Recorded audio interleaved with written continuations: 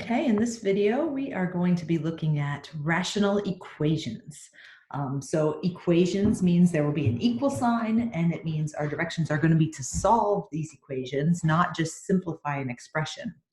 Notice here it says when solving rational equations, it is a good idea to list the domain of the variable first. I got to be honest, I don't always do that. A lot of times I check it at the end. However, it is very important to check because remember, with rational equations, same rule holds as rational expressions. You cannot have a zero denominator. We can never have zero denominators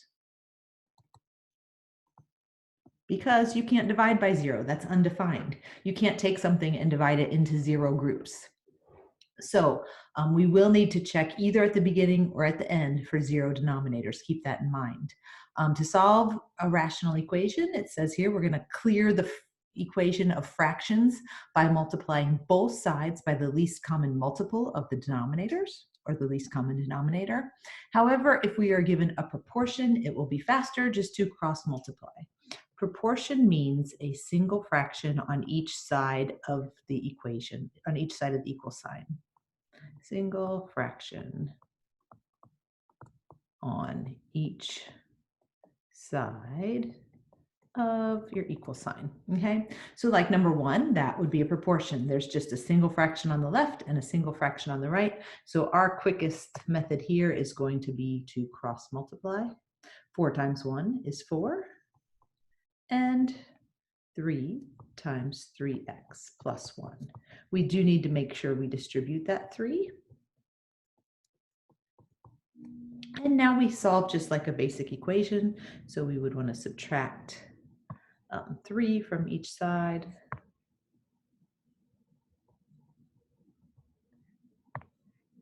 When we do that, we get 1 equals 9 times x. And then we would divide both sides by 9. So we get for our solution, x equals 1 over 9. Now, before we're sure that's the final solution, we should take a quick look. If I were to plug 1/9 in place of x, would I get 0 in the denominator? So in my denominator, I would have 3 times 1/9 plus 1. That would be 3/9 plus 1. I don't even have to calculate what that is. I know that it's not 0, so that's enough for me to say this is a good answer because it does not give me a 0 denominator. Number 2 is another proportion. So again, we can just cross multiply. We go with the 6 times x minus 4, and we get the 5 times x. We want to distribute that x. And then solve. I'm going to subtract that 6x over to the other side. When I do that, I'm going to scoot over here. I get negative 24 equals negative x. Divide both sides by negative 1. So I get that x equals 24 is my solution. Think about it. If I took 24 and put it in that denominator, would that be 0? 24 minus 4 is not 0. So we're going to say that answer is okay. Now this next one, this is a proportion, so we could cross multiply, but notice this is kind of a special proportion. We've got the same denominator on both sides, okay? So rather than cross multiply, it's actually going to be easier if we multiply both sides of that equation by that denominator. Remember, when we multiply like that, we're really multiplying over 1.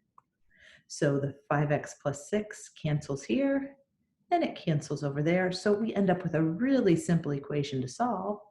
We get just that 5x equals negative 6. Divide both sides by 5.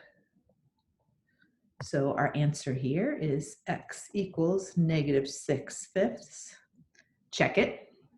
If I were, and maybe I need to erase, I kind of wrote all over my problem there. But if I were to take negative 6/5 and plug it in, would that give me 0 in my denominator? Well, let's see. 5 times negative 6 over 5 plus 6. Those two 5s cancel, and I end up with negative 6 plus 6, which is indeed 0. That means this is not a solution to this problem. We call that, when we get an answer that's not really an answer, we call that an extraneous root, or an extraneous solution, I should say. And the answer here would be that there actually is no solution. There's no number that we could plug in for x that would make that a true statement. Okay, now from number 4 on, we're going to get into some problems that are not proportions. It's not a single fraction on the left and a single fraction on the right. But for these first couple, it would be pretty easy to turn it into a proportion. So maybe that's our best bet here. So I don't have a single fraction on the left, but if I were to get a common denominator, what if I multiply this first fraction by 5 over 5? What I have then is 5x over 20 plus x over 20 equals 3.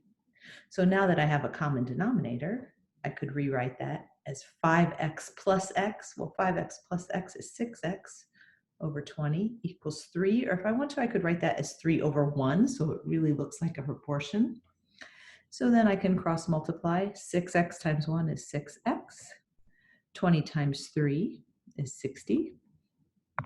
Pretty easy solve from there.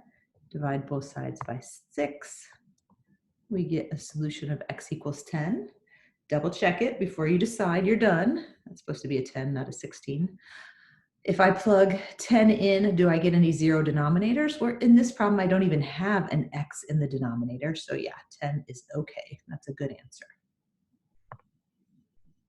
Let's go ahead and skip that one. That's not going to be any different than the one we just did.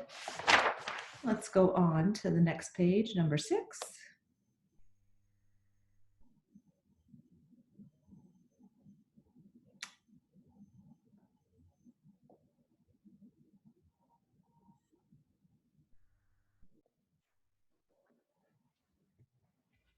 Sorry, I had to pause there. A couple of problems were missing from my notes. So here we're back at it now.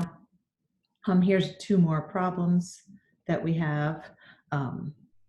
Again, solving rational equations. So on these, we could get a single fraction on the left and a single fraction on the right, but honestly, there's a different way I like to do this, the way it was described at the beginning, where we're going to multiply both sides of this equation, the entire equation, by the least common denominator.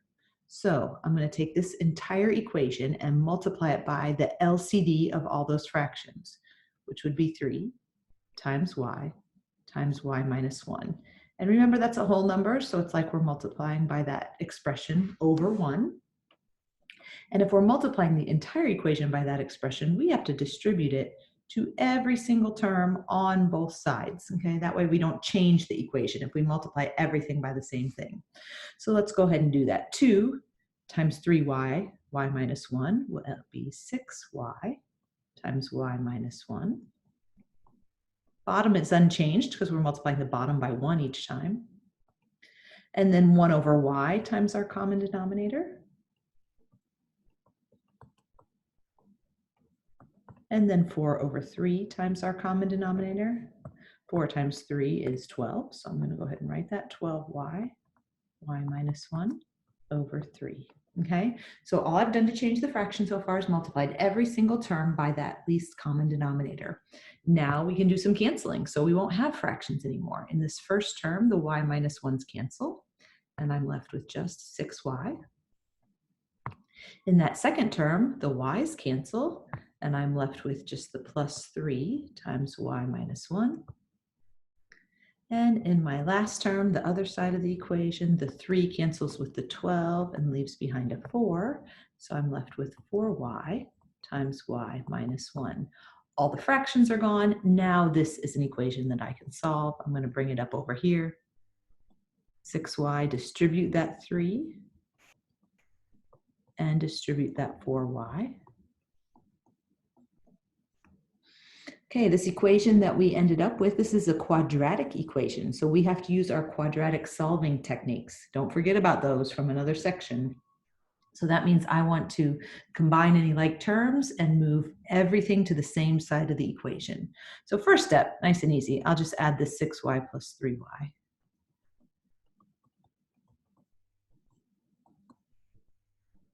And then I'm going to move all the terms over to the right because I want them to all be with that y squared. Okay, so on the left, I now have 0. On the right, I have 4y squared. Minus 4y and minus 9y is minus 13y, and then plus 3 at the end. Okay, I need to factor that. I'm looking for two numbers that will multiply together to give me 12 and add up to give me negative 13. So that would be a 12 times 1. If I make those both negative, I should be in good shape.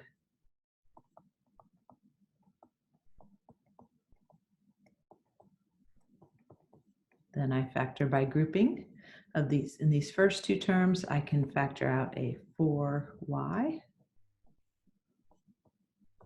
And in the second two, I'm just going to factor, since that leading term is negative, I'm just going to factor out a negative 1. And then you can see that that y minus 3 is now my common factor. Now that I have factored my quadratic, we take each one of those factors and set them equal to 0. On this first one, we get one solution. So either y could be 3, or here,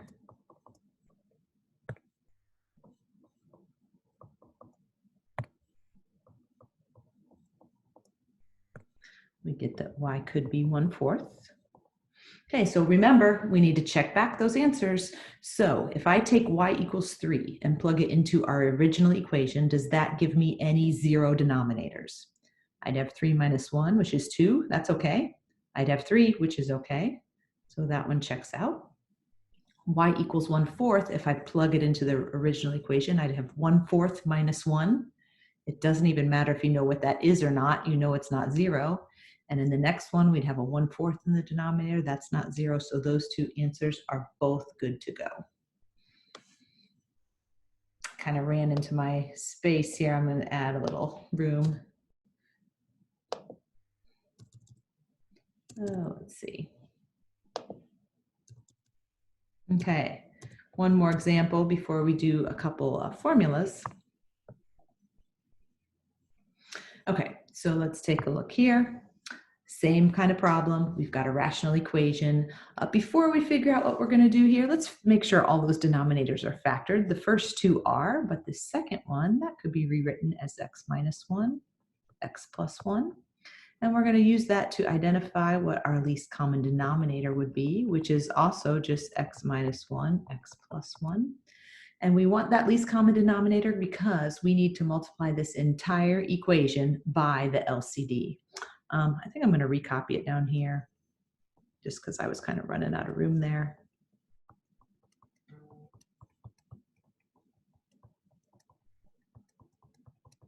Okay, so if I want to multiply this entire equation by the LCD,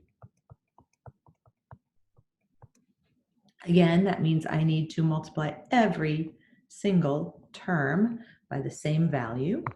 So I'll have a 2x minus 1, x plus 1,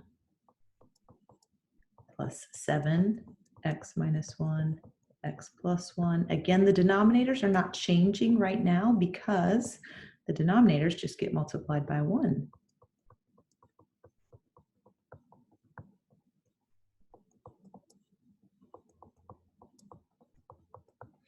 Okay, once we have multiplied everything through, that's where we get to do our fun canceling. In the first fraction, the x minus 1's cancel. In the second, the x plus 1's cancel. And in the third, they both cancel. So then we're left with 2 times x plus 1 plus 7 times x minus 1 equals negative 14. From there, we know how to solve this. Distribute that 2. Oops, not equals. That's a plus sign, not an equal sign. Plus 7x minus 7 equals negative 14. So 2x and 7x is 9x. 2 and negative 7 is minus 5.